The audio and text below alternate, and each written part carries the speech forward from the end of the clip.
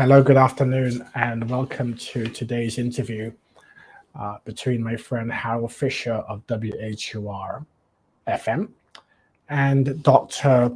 Becca Levy from Yale University. And this is the second discussion we've had over the last 2 months with a thought leader on the subject of aging and how we can live healthier and more productive lives based on how we think about ourselves.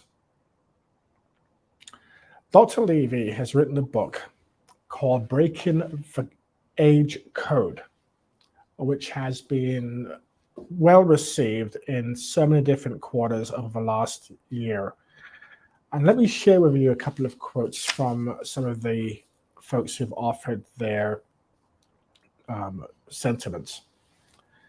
Adam Grant, a New York Times bestselling author, says, "This book will shatter some of your basic assumptions about aging and how we can lead healthier and happier lives." Becca Levy is the world's foremost expert on the psychology of aging, and she shares rigorous, remarkable evidence that one of the best ways to stay mentally and physically fit is to rethink your stereotypes about what it means to be an older person. Dr. Elisa Epel from the University of California, also a New York Times bestselling author, said breaking the age code is a revolutionary paradigm shift in how we think about aging. Dr. Levy has pioneered a new field of research that reveals how our mindset and beliefs shapes our behavior, our ability to heal, and our lifespan in invisible but powerful ways. And my good friend Paul Irvine, chair of the Center for the Future of Aging at the Milken Institute, offered this comment: Becca Levy is already recognized as one of the world's foremost respected experts on aging and longevity. Her thought leadership and pioneering research will change many more hearts and minds. Levy's book is a must-read, an urgent and uplifting call to action, and roadmap for a future of longer, healthier, and better lives. With that, I'd like to turn this over to Hal Fisher, who will be conducting the interview today with Dr. Becca Levy. Harold. Gary, thank you so much. And it is once again a pleasure to have an opportunity to talk about this really important topic regarding the expanding older population and the many issues they face. As you mentioned, our guest today is Dr. Becca Levy. She is a professor of psychology at Yale University and professor of epidemiology at the Yale School of Public Health. And she is the author of the book, Breaking the Age Code: How Your Beliefs About Aging Determine How Long and Well You Live. Here's the book right here for those of you who are interested in checking it out. Certainly, as Gary suggested, a required reading for anyone who is interested in this conversation and this issue. Dr. Levy, thank you again for taking the time to talk to us today. Thank you. Thank you so much. It's such an honor to join you. And I just wanted to say also, thank you for that lovely introduction. And I'm a big fan of the work that the Center for Workforce Inclusion is doing. I think that it's such an important area of improving society. So I'm honored to be joining you. Well, let's get right into the conversation. Looking at, the title of your book, it says Breaking the Age Code. What is the age code? How do you define it? Well, my goal in describing this as the age code is to talk about the many different factors that go into aging. So we know that only about 25% of longevity and aging health is due to biological factors such as genes. So there's 75% of aging is actually determined by psychological factors and societal factors. And one of those really important factors that I've been studying are these age beliefs that exist in a culture that give meaning to aging. So when you talk about, the factors that impact aging the most, from a brass tacks point of view, is it how you feel about yourself, or is it how others feel about you as you grow older?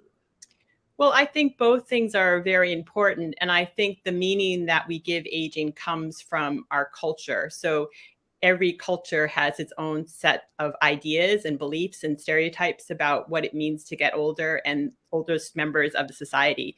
So I think those meanings we take in. We know children as young as age 3 have already taken in the age beliefs of their culture, and then those are reinforced over time. And so they're both outside of us, they're in our culture, but then we tend to internalize them from our culture as we get older. And then when we become old ourselves, they start to have particular meaning in how we define ourselves. That's interesting. I do want to dive down into that particular cultural issue a little bit later. But do you believe that we have certain expectations about ourselves as we get older? Yes, definitely. So the age beliefs that I study, one really important aspect of them are that they do contain these expectations. So they're sort of these longitudinal messages of how we're going to get older within society. And they can be about our cognitive health over time, our physical health over time. So there's a lot of messages out there that include expectations. About those expectations, I mean, anecdotally speaking, I was just thinking to myself, as a younger person, for example, and I would look at people that I would have considered, when I was a teenager, considering my grandparents who were probably, in their 50s, I, saw them as old. But now as I've gotten older, and when we kind of look at the broader issues of aging in this country, is it people who were perhaps in their 50s or even 60s, and sometimes even in their 70s, they just seem to be more active, more vibrant. Their attitudes about aging have changed. That issue about being old has been pushed to the wayside. Am I on point here? Perhaps over the past 30 or 40 years that has changed? Well, I think there is research to suggest that people are becoming healthier as they from the same age. So as a 70-year-old 100 years ago was probably less healthy than a 70-year-old today. But we also know that these stereotypes, messages about aging, since we take them in at such a young age, we have found that there's this paradox, something I call this age stereotype paradox, which is that even though there's evidence that health is improving, some of the beliefs about aging, unfortunately, have become more negative over time. So, and I think there's, a number of sort of structural reasons for that. Kind of a mind over matter thing, you think? Well, I think it's because we know that these age beliefs come from societal factors. So I think we know that there are factors such as the anti-aging industry that's out there that actually generates profit by creating fear around aging. And they put many sort of advertisements in different places and magazines and television, social media that have this message that aging is something to fear, as opposed to something that we can think about the strengths and something that we can actually embrace as we get older. So what inspired you to write Breaking the Age Code? What was the genesis of that? Yeah, thank you. So that's a good question. So I thought it would be, I really wanted to write the book because I feel like we are now in a public health crisis with ageism, as we've started to talk about. And I think this actually has become worse during the pandemic. So there have been many signs of aging being devalued. So for example, at the beginning of the pandemic, there was this popular meme that made its way around social media that called COVID, the boomer remover, which actually made fun of the idea of older people dying. So there are there's a lot of ageism that has been building in our country. And at the same time, my research has some findings which seem like they're really important that connect to this and also can give hope and improvement in health for people if they knew about some of the research. So our research has found that these messages can have a direct impact on aging health. But we also know from the research that there's something that we can do about it. So we don't have to take in all these negative messages and accept them. We can challenge them, we can overcome them. And we have found that when that happens, people can actually improve their health. You just mentioned something I think that is so important. And the book was published in 2022. So you had an opportunity to kind of have a boots on the ground observation of the impact of the pandemic. Obviously, we know how it affected the physical health of older Americans. But from your observations, what impact do you believe that the pandemic has had, isolation and all of those other kinds of things, on the emotional, psychological health of people who are aging?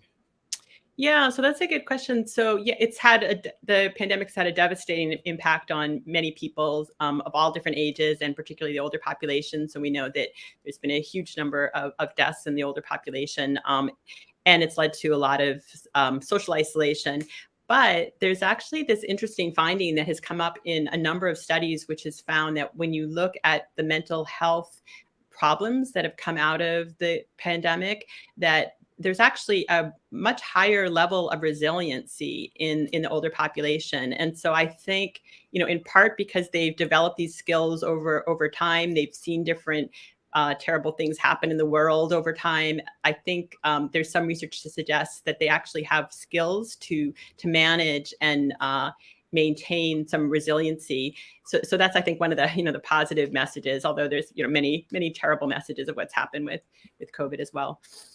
Yeah, I would imagine so. And obviously, I'm not a researcher or a scientist, but that does make sense. Those people who have certain experiences, who have been through stuff and have come out on the other side, may very well be better prepared to deal with the stuff when it presents itself again, whether pandemic, whether it's news of wars, inflation, economic downturns, all of those kinds of things. It's for a lot of older Americans, they may see it as a difficult issue, but they also may say, been there, done that, got the T-shirt, and we're going to get through this. Exactly. I think that's a great interpretation of why that finding. It's been found in many different studies. And I think researchers initially were expecting to find much worse mental health challenges and problems in the older population. But exactly what you're saying, I think because they have this wealth of knowledge and experience, they are able to contextualize it and think about the big picture and how hopefully it's going to pass at some time, that tragedies occur and hopefully we usually emerge out of them. So yes, exactly. For those of you who may just be joining this conversation, we are talking to Dr. Becca Levy. She is the author of Breaking the Age Code: How Your Beliefs About Aging Determine How Long and Well You Live. Dr. Levy, I want to go into a little bit more about not only the findings of the book, but your opinions about aging. What are some of the most common false beliefs about aging? That's a good question. So there are many of them out there. And actually, one of the things I enjoyed doing in writing the book, Breaking the Age Code, was I developed this list of some of the most common negative age beliefs. And then I looked at the evidence, whether or not they were true. And for each one, I found evidence that they were not true. And also, in the process of investigating them, found that there was often a strength that was the opposite of what the negative age belief was. But in terms of your question about, most common, one of the most common negative age beliefs is that, for example, that all cognition declines in all older people. As we get older, all types of cognition decline. And the science in this one, for example, shows that that's not the case. There are many different types of cognition. There's some types of cognition that stay the same, like procedural memory or the ability to remember how to ride a bike. There's other types of cognition that actually seem to improve in later life. So, for example, the ability to solve problems has been found to improve. The ability to memorize and learn new vocabulary can improve in later life. Also, there's something called metacognition. So the ability to think about thinking seems to improve in later life. So there's a number of different types of cognition that we see different patterns in. And there's also some of the types of memory that that people assume decline. We have found in our research, if we strengthen positive age beliefs, they can improve. And just to give you, if I could give you one example of somebody, Sure. An older person that we, so in writing the book, one of the things I also really enjoyed doing was interviewing different older people who live in different parts of the country and the world. And one person who I really enjoyed interviewing actually lives not far from me in Connecticut, who's a man named John, who is an actor, 84 years old. And he took on this memory task of trying to memorize a 60,000 word poem, which, you know, is about the length of a novel. And he, and something that was really, yeah, That's a lot. exactly, yeah. And he was successful in doing it. He memorized it. He performed it in his community over a couple of days. And something that I was really struck by is that when he was memorizing the poem, he actually had his own positive image of aging that he thought of. So he thought of this cellist, Pablo Casal, who played beautiful cello sonatas in his 80s and 90s. And so he had this inspiration and motivation of a positive older role model who inspired him to take on this memory task. And then he in turn became a positive older role model for others. Did he recite the poem? He did, yeah, successfully. So yes, people said he got it word for word. Did a great job. Wow, gosh, that's amazing. I don't know whether or not I don't know if I could do that, you know, because I still have all of my information written down. I don't know, but but you know, let's talk a little bit about negative age beliefs and what we can do to kind of combat that. And I guess digging a little deeper, who is the we, first of all, who needs to combat it? Is this younger people, older people, the society in general? Your thoughts about the negative age belief issue? Yes. So I think, well, in a culture that has negative age beliefs, unfortunately, all different ages are exposed to those age beliefs and tend to take them in. So in a culture that has more negative age beliefs, like our own, there are a lot of the negative age beliefs out there that for us to try to overcome. And did you ask how we can overcome them? Was that your? Yeah. How can we overcome? And who is the we? Is it all of us, or is there a particular group that needs to focus on that more than perhaps others? Yeah, I would say all of us. I think as members of a culture, it's almost impossible not to take in the negative age beliefs that are in advertising and social media, you know, in a lot of different formats that we encounter. And unfortunately, often we take them in without awareness because they are so omnipresent. But I think there are tools that people of all ages can take on to reduce the negative age beliefs and to strengthen the positive age beliefs. And to just give you one example that I write about in the book. So in the book, I present about 14 evidence-based tools that people can learn to try to navigate these negative age beliefs. So, I mean, the ideal would be to get rid of the negative age beliefs on a societal level. And I think there is some work that is started that is going in that direction. And hopefully we will, on a societal level, get rid of the negative age beliefs and the ageism. But until that happens, it's also really important to know that there are skills that we can adopt to navigate the negative age beliefs. So, for example, one method or tool that I describe in the book is something called age belief journaling. And what this does, it's a powerful tool that actually allows us to increase our awareness. So as we talked about, these age beliefs can impact us without our awareness. So the first step is to really generate awareness, both of our own age beliefs, but also the messages that we encounter in everyday life. And so with this tool, the age belief journaling, what I suggest is for 1 week, write down every message about aging, every portrayal about aging that you encounter. So it could be, watching your favorite show on Netflix. It could be in looking through a magazine. It could be overhearing a conversation in a supermarket. So anytime you hear somebody talk about aging or you see a portrayal of aging, write it down. And then write down whether it's a positive portrayal or a negative portrayal. And if it's a negative portrayal, take a moment and think about whether there could be a different message, a more positive message, or a message about aging that shows some kind of strength of aging. So for example, if you watch a show and the only older character is a grumpy, mean principal who gives all the kids a hard time, you could think about, well, maybe there could be a different principle that was included in the show. Could it have been a positive older character who actually gave wisdom and shared knowledge with the kids? So I think questioning the negative portrayals is really important.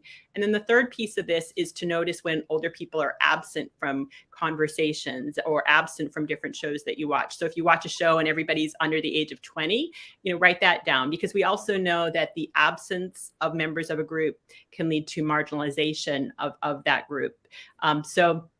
What we found is that if in 1 week you do all those things, it can greatly increase our awareness of the age messaging, of the negative age beliefs, and strengthen the positive age beliefs and start to bring about needed change. That's interesting, because in listening to your answer, I can only imagine that these same kinds of tools can be used, say, in mixed company, where you hear something that may be racist or sexist or prejudiced. But how does one train the ear to know when you're hearing something that may be ageist, short of something that is so obvious that just makes you bristle at hearing it? Because some of these things, as you know, are subtle. Well, yeah, that's a great question. And I think it does take some examination. Another thing that I suggest in the book is sometimes if you hear something and you're not quite sure whether it is ageist, think about how it would sound if it were about a woman, for example, or another marginalized group. Because I think it's somehow it's sometimes more socially accepted to have negative ideas about aging. So I think sometimes switching it to a different group helps us. So if you hear somebody say, like, all those older workers are just weighing down the company, we've just got to get rid of them. So think about if that was said about women, all those women, they're weighing down the company, we just got to get rid of them. It sounds awful. So I think sometimes if you think, okay, well, if you say it about this group and it sounds awful, if you say it about older people, isn't it also awful if you're just limiting people, excluding people solely based on their age without considering their abilities and strengths? It doesn't sound like a bad personal exercise to kind of juxtapose, as you just suggested. And as you said earlier about, older people who are thinking more about thinking, maybe thinking more about thinking isn't just for older people, but again, all of us in trying to, navigate the murky waters of this issue.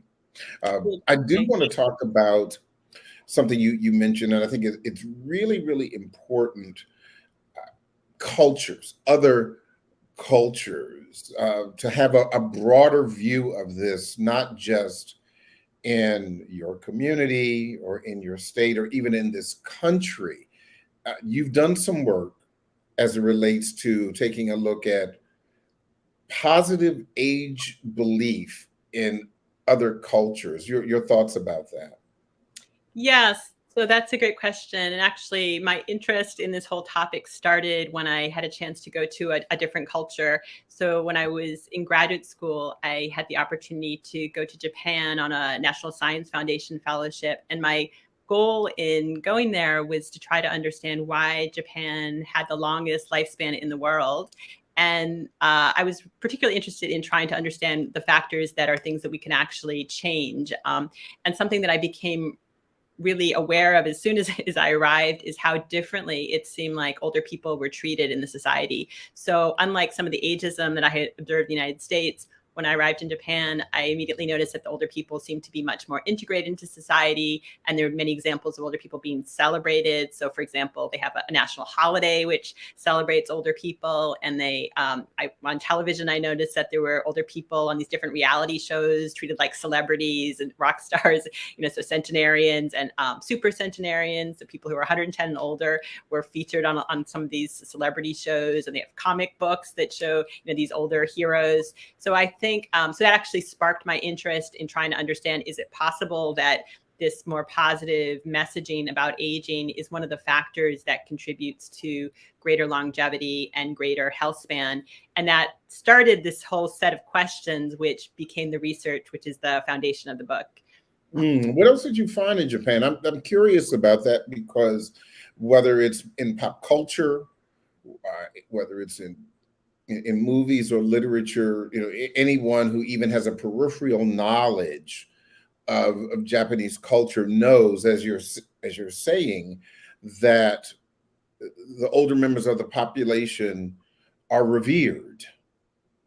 And so drill down a little bit more. I'm really interested in hearing more about that, because obviously this is something that in Japanese culture has been going on not just decades, but centuries. Mm-hmm. Yes. Yeah, exactly. Yeah. So, in writing the book, I actually worked with this great Japanese college student who did a lot of research on the ground. So I don't speak Japanese, but she's a native. So it was great to work with her. And, we did a lot of investigations together. And one of the things that we looked at was we compared children's stories, the United States and Japan. And she came up with these really popular, incredible stories for children that feature these Japanese grandmothers and grandfathers and heroes in a way that just was very refreshing, and I think definitely instilled positive age messages to children, so starting at a really young age. So that was in contrast to my own experiences as a kid. I remember some of the messages about aging, such as in the story Hansel and Gretel, which is something that I remember being one of the first stories about an older person that I was told, in preschool. And as you know, it's a story of this older woman who fattens up children so she can eat them. So she's this awful cannibal character. And I remember being very scared of her. And so I don't know how it is that we came up with these stories that have these scary older characters, but there's definitely a difference in some of the messaging for children that I have seen in the United States and what she was finding, in these Japanese fairy tales and stories that are popular there. So there are a lot of different ways which these beliefs about aging can be transmitted to the people of the culture. What is the thing that you found most surprising while you were there and kind of doing this part of your research and your studies? Well, one of the things that was particularly surprising, so another thing that we did was we looked at the other end of the lifespan. So we tried to see what was going on with children, but we also looked at some of the oldest members of the society. So they actually have, I think, the highest number of centenarians and super centenarians in the world. Mm-hmm. And so at the time, the oldest living woman, Kane Tanaki, unfortunately just recently died in the last couple months, but she was the longest living person ever, I think the second maybe longest living person ever, but the longest living person in the world. And so as part of our research, we actually looked at a bunch of these super centenarians, and we found that one of the things that they did share was this enjoyment of life and this embracing of aging. So I think that, the positive messages about aging we see both, in children and throughout the lifespan up to these 118-year-olds. Yeah. It's amazing. We are talking to Dr. Becca Levy. She is the author of Breaking the Age Code: How Your Beliefs About Aging Determine How Long and Well You Live. So, Dr. Levy, this kind of moves us to another part of the discussion when we're talking about teaching kids, our children, how to fight against ageism. Your thoughts about how to teach them, and also share with us what you believe most young people know or don't know about ageism. Right. Well, so starting with our children. So, I think that we can actively give children the same skills of becoming aware of age messaging, and also, so something I did actually with my own daughters when they were young, what I tried to do was I tried to give them positive age messaging as much as possible. So I tried to find books and videos and television shows that had intergenerational characters and or storylines and positive portrayals of aging. So I tried to do that as much as possible, but it's impossible to keep out all of the negative age messaging. So the other thing that I tried to do with them was I tried to give them the skills to recognize when there was a ageist portrayal in a story that we were reading together. And they got really good at noticing. So they would point out to me sometimes things that I didn't see. They would say like, hey, that's terrible how the grandma is treated here, or like how she's presented. Why is it such a mean, grandmother idea, And so I think they are character. So I think kids are really smart at doing this, and it's something that we can help them do.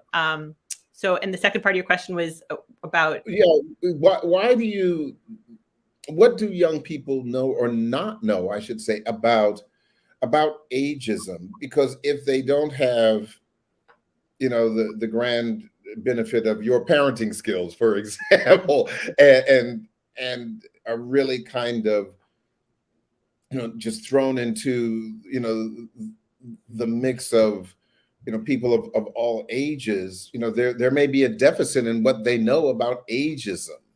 Exactly. Yes. Yeah, I think you're definitely right about that. And so I think what I have found, so I teach college students and public health students, and something that I find is a lot of times when these students come in, they don't know about ageism. And I think part of the reason is that part of the reason I think is that we live in such an age segregated society. So it's been described that our culture has gone from being one of the most age integrated to most age segregated societies. So I think a lot of younger people don't have opportunities to have meaningful interactions with older people. So they don't get to actually observe some of the ways that these structural factors can be impacting older people. But I think also the World Health Organization has said that ageism is perhaps one of the most pernicious, one of the most widespread forms of discrimination and the most socially accepted forms. And I think the reason that they have said that is, I think, because it's so baked into our culture, as other forms of discrimination are as well. And I think that younger people sometimes just don't see it. But on the other hand, I have found that when they do become aware of it, that they get really angry about it and they start to see it everywhere. And so I think younger people often want to become allies in trying to bring about a more ageist just society when they become aware of all the ways that ageism operates. Mm-hmm. One of the other things that has become quite prominent over the past 10 to 20 years, social media and the rise of technology, the speed at which technology has enveloped all of us. What impact do you believe that social media or even technology has impacted negative age beliefs? Mm-hmm. Yeah, so that's a good question, and actually something that I recently learned about. Actually, my own daughters actually pointed out to me some of the examples of how ageism is transmitted in social media. And I became really interested in knowing whether that's part of a more general phenomenon. And so I conducted a study trying to analyze different images of aging on Facebook publicly accessible groups. So we looked at all publicly accessible groups that had something to do with older people, and we analyzed the content of them. And my team found that, unfortunately, most of these publicly accessible sites had negative images of aging. And not only that, but we found that about 40% of them actually had some form of age exclusion that was suggested. So there would be examples of some of the groups saying that older people shouldn't be going out swimming, they shouldn't be going out shopping. So there were these horrible messages that were included in some of these groups. And we actually complained about some of them to Facebook, and they continued to be up there for quite a while. So even though I think social media can be a way to bring about intergenerational contact and help to work towards having an age liberation movement, I think there's unfortunately a number of examples of ageism being promoted as well on social media. Mm-hmm. Access to technology, do you think that's an issue when it comes to ageism and the ability to navigate the complexities of it? Yes, definitely. So I think there have been some really important reports on the lack of internet access given to a lot of older people. And I think you're completely right that, I think that's actually a form of structural ageism, is I think some of the decisions about how to spread technological resources are based on are not necessarily trying to think about ways to get those resources to older people who can really benefit from them. And I have seen reports that have found that there's this growing exclusion of older people from some of those resources, which are so important in today's society of, finding jobs, for example, which is, I know, a key goal of the center that's sponsoring this. Yeah, and to that point, because I was just thinking, my my stepmother has a computer, and I'd never actually seen anything quite like it, where it is age appropriate. It is not as as complex as some PCs or MacBooks and what have you, but it allows the kind of access that is needed to get information, to find jobs, to get the same kind of information that they may be used to getting with, for example, as we know, older people, they like books. They like to put their hands on these things. But as we also know, this isn't the only way to get information about the research of Dr. Becca Levy. There's information online, and there may be other kinds of interviews about you or interviews that you've done, for example, that would be helpful for people who want more than just this, and to be able to have access to that technology, I think is so important. But it can also be detrimental to older Americans if it's not there, or they don't know how, and they, as you said, they can be marginalized if they don't have that access. Yes, exactly. And I think you're right. And I think access, and part of it, as you say, is also being supported in that access. So, and I think there's this negative age stereotype that older people are not able to learn new technologies. And we just, that's just also a false stereotype. Older people can learn new technologies. So in all the studies I've conducted, most of them do involve computers. And I've never had an older participant that isn't able to learn whatever it is on the computer that's part of what we're studying. So yes, so I agree that that's a really important area for us to develop and reduce the gap in lack of accessibility to technological resoces. Yeah, I mean, my mother, prime example, she sends me more texts than my daughter. And my mother will Facebook me also. It's like, Mom, okay, come off of Facebook. I need a nap. So, you mentioned something that I thought was interesting. It's something called the age liberation movement. What is that? Yes. So in the book, I described this age liberation movement, which is a movement to reduce ageism that we're talking about and to promote the human rights of older people. And it's a movement which I think has started. So there's different signs that it's gaining momentum. I think it's not quite in place yet to bring about large scale social change, but I think there's definitely a lot of signs that it started. I know there's a lot of people that are really interested in joining it. And ideally it would be so in writing the book, I tried to investigate other social movements that have had some success in reducing discrimination and promoting human rights. And one group that I look at is the disability rights group. And something that they feel very strongly about. They have this famous saying, "Nothing about us without us." And so I think that's part of what would be needed for a successful age liberation movement, is that ideally there would be older people who are taking the lead, who are taking the charge. But then at the same time, it's really important that all generations work together. Younger people can be great allies in the movement. And I think it will benefit everybody. It benefits older people, younger people, people of all different generations and ages can benefit from such a movement. You know, I think it's interesting. The thing that kind of comes to mind about a movement, formal or informal, is role models. For example, one of the best role models, and certainly it was the late Betty White. I mean, she, we lost her at 99 years old. This was a woman who did not shy away from her age, but she was kind of forever young. And I think to have a high profile, not a high profile, but many high profile role models who have the platform to speak up and kind of change the narrative, I think would be really, really wonderful as part of the integration of this issue into the great town hall discussion.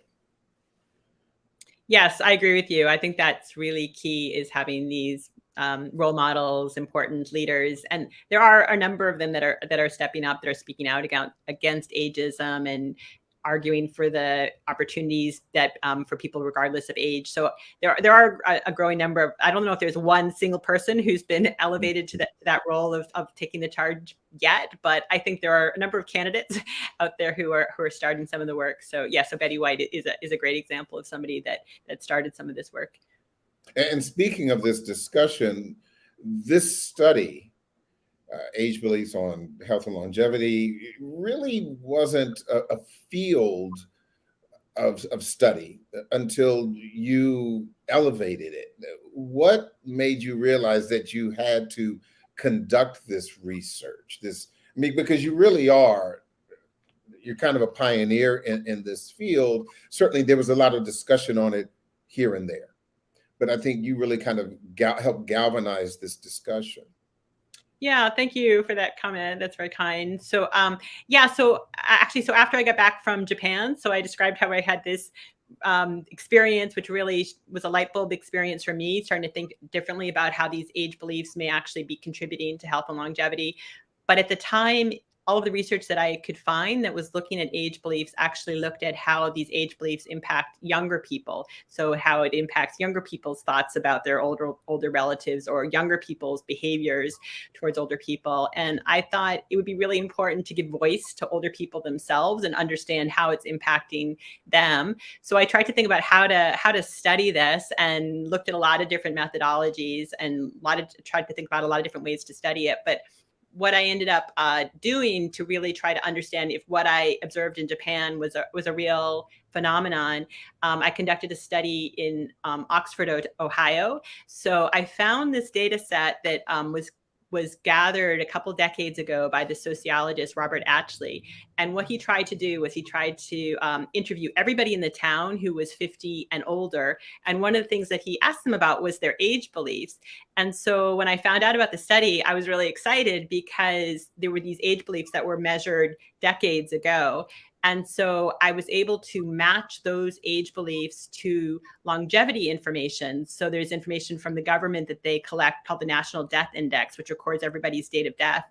And by connecting those data sets, and I work with a researcher named Suzanne Kunkel. So together we tried to bring together these research data sets. And what we found was that when we looked at those who had taken in more positive age beliefs in this town at the start of the study, they actually had a median survival advantage of 7.5 years over those who had taken in more negative age beliefs in this town. So that was really sort of a striking finding, is that these age beliefs that they express at a younger age really could have an impact on their health and lifespan. So one of our viewers has taken issue with my comment about Forever Young. Susan says that Betty White was who she was. With all due respect, Forever Young suggests old is not so good. And Wendy chimes in and says, good point, Susan. And was I off base with that? I mean, certainly that. I mean, help me with that. Well, I do think they have a point in that. Yes, I mean, she's forever old. Like old is a good. There's nothing that I think if old age is valued, then we could say forever old, or So I do think our culture has a lot of expressions which are really easy to use that subtly say that aging is not necessarily the best age group. So yeah, so I mean, I think being forever the age that you are is great, and thinking about strengths that occur as someone gets older is also part of the process. So point taken. Are our age beliefs strong enough? You spoke about this earlier about our genes.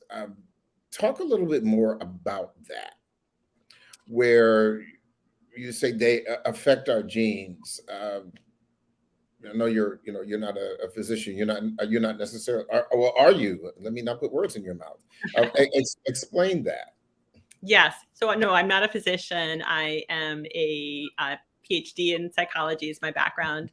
So I'm a social psychologist and an epidemiologist. So those are the two disciplines that I come from. But as far as your question about genes, so that's you're right. So that's a really important idea to think about. And as we talked about, genes do contribute to aging health, but only a small portion of it, not the majority of it.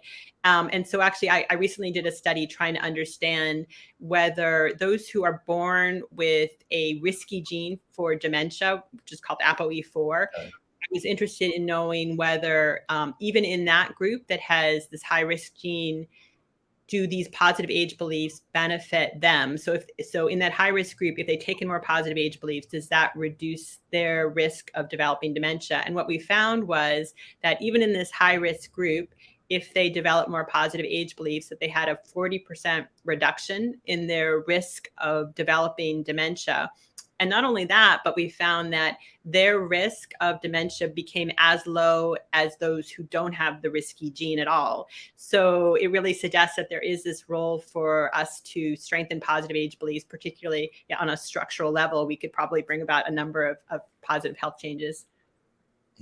And Wendy made another point, and I think it's important to bring this up as well, where she says she sees lots of older adults, boomers, at demonstrations, women's rights, gun control, environmental issues, et cetera, et cetera. She says that we are involved in lots of movements.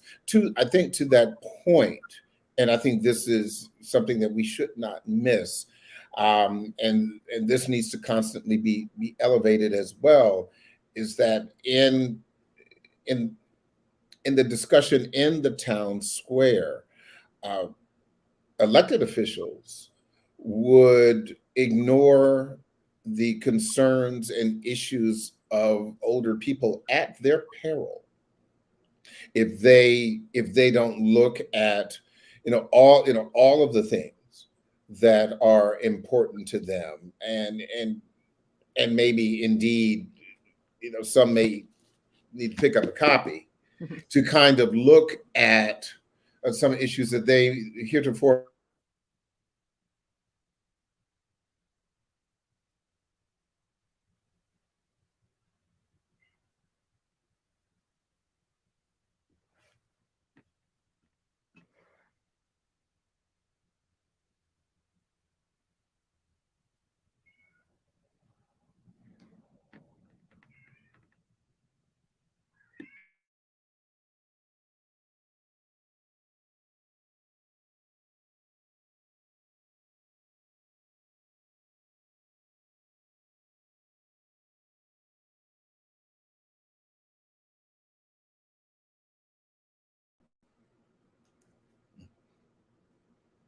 we didn't lose Dr. Levy.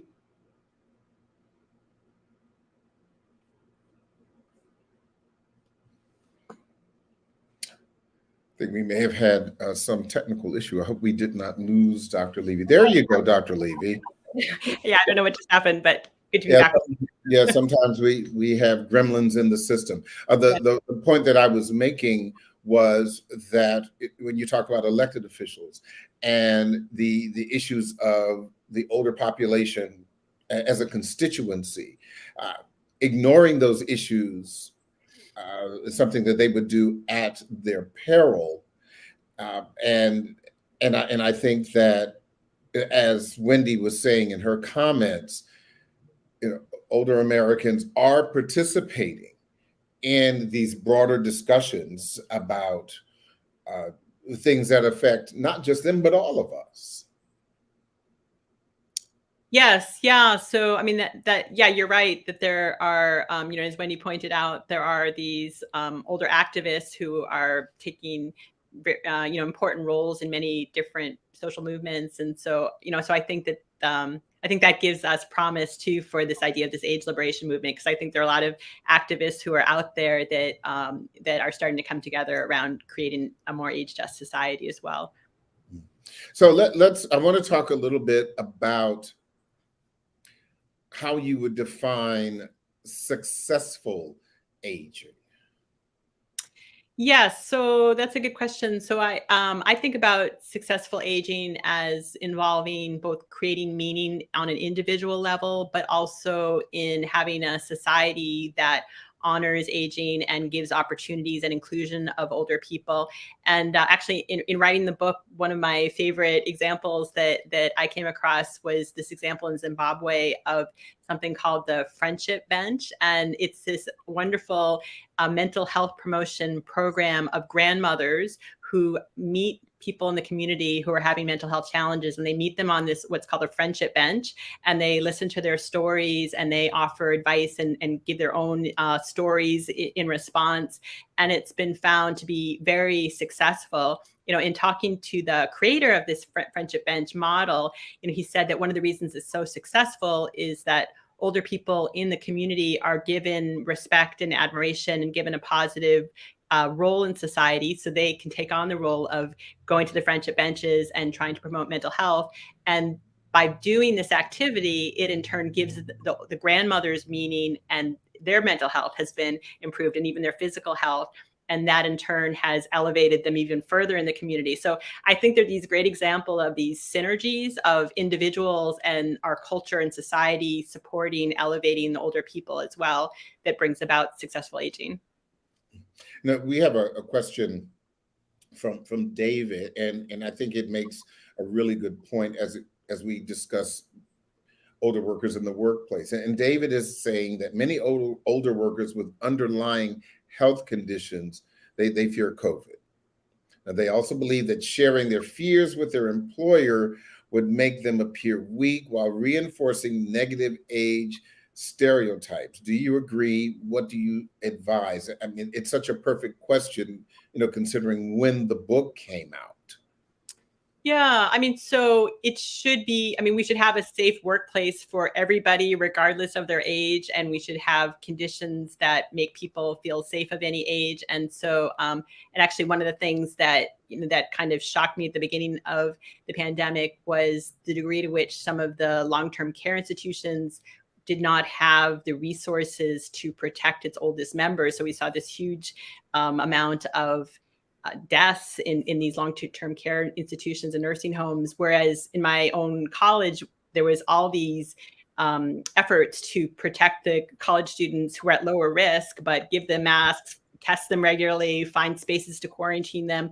So there was really this institutional difference in how people of different ages, I was noticing, were being protected from the pandemic. So yeah, so that's a great question. And it should be possible to present one's concerns and create a safe environment, and also to reinforce all the strengths that older workers can bring to the workforce. And ideally, that should be happening on a structural level. Each worker shouldn't have to make the argument. We should be increasing the opportunities for older people in the workforce, and particularly during recently. There's been this work shortage in all these areas, and yet older workers are not necessarily being hired for these positions. And I think part of that is due to these negative age beliefs and ageism that we really need to overcome. It's interesting that you talk about that when we talk about the discussion about clashes between older and younger cultures. Let's talk about the workplace. When someone such as yourself who works in academia, and and I know that you can just pick about any college in America, and you have those professors who have this rich history. They've been there. They've been there for years, and even after they've established, and some of them retiring and establishing, that title, Professor Emeritus, they come back because it seems that they are so highly valued. But then you take, an industry such as, high-tech Silicon Valley, where everybody's walking around in t-shirts and shorts and skateboarding, and the like. Your thoughts about the clash of cultures and where we are right now between younger Americans and older Americans, and how it does and does not work. Yeah, that's a good question. I mean, so I think you're right. There are certain work settings that are very age segregated. I think the average age of workers at Facebook is 28, and it's thought of when you're in your 30s, you're actually you're out of here. Time to retire. You're 31. You're 32. Time to get out of there. Right. So I think there are a lot of work settings that do have a lot of ageism. And there's a recent study I saw that 2/3 of older workers report that they experience ageism in the workforce. So ageism is just, very prominent. But I would say in terms of what you describe is the clash of cultures or of age groups. I mean, I think that is a narrative that's really popular in media, of the war between the generations. But my perception is, although there are some tensions among some people of different generations, I think for the most part it's just lack of meaningful opportunities to work together. I think it's a lack of opportunities to get to know each other. And we know that meaningful intergenerational interactions is one of the best ways to overcome ageism, in everyday life, in the workplace. So you're getting a really important idea.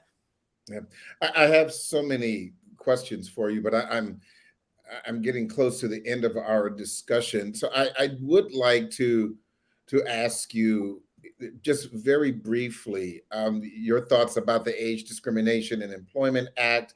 Does it work? What is your opinion about it? Yeah, so I have a lot of admiration for it. I think getting rid of ageism, making ageism and age discrimination in the workforce illegal is incredibly important. But unfortunately, it doesn't seem like it's being put in place in the best possible way. And so as we just talked about, 2/3 of workers are still reporting experiencing ageism. So I think we really need to overhaul what we're doing in the workforce. And one way that I think is an easy way to start to make some change right away is in these diversity, equity, and inclusion programs. So we know that in 90% of them, 92% of them, in a recent study, it was found that was conducted in 77 countries, only 8% of them included age as a factor that they were including as an aspect of inclusion. And given the large amount of age discrimination, it's such a easy way to instill knowledge and awareness of how age discrimination may operate, and also to point out some of the many strengths that older workers bring to the workforce. So we know that older workers are less likely to miss days of work due to illness. When they're part of teams, the teams tend to be more innovative and more productive. So there's a lot of positive messaging about older workers that would be great to get into the conversation, and ideally that could reduce some of this age discrimination as well. I only have about 30 seconds or so. Real quick, just some final thoughts from you about ageism. Yes, so I think ageism is very prevalent, but I think that we have the tools and the knowledge to overcome it. And I think there are these tools that we can bring about on an individual level. But I think the ideal, as we talked about, is to bring about structural change and reduce the ageism so that we have less ageism to navigate in the workplace and in society. And I think that in turn can bring about health benefits and societal benefits for people of all ages. And where can they find out more about your work? Where can they find that information? Yes, well, so the book, Breaking the Age Code, we do have a website if you want to find out more about it. It's at becca-levy.com. And that has information about the book. And also there's a little quiz that you can take to find out what your current age beliefs are, how they compare to other people in the country. And you can also contact me and my faculty webpage. If you look me up at Becca Levy at Yale, you can contact me directly that way as well. Dr. Becca Levy, Yale University professor, scholar, and author. Thank you so much for sharing your thoughts and expertise with our audience. And I also want to thank the Center for Workforce Inclusion for another penetrating look at the issues facing older Americans. You can find more information about this conversation and others online at centerforworkforceinclusion.org. That's centerforworkforceinclusion.org. I'm Harold Fisher. Thank you for your interest.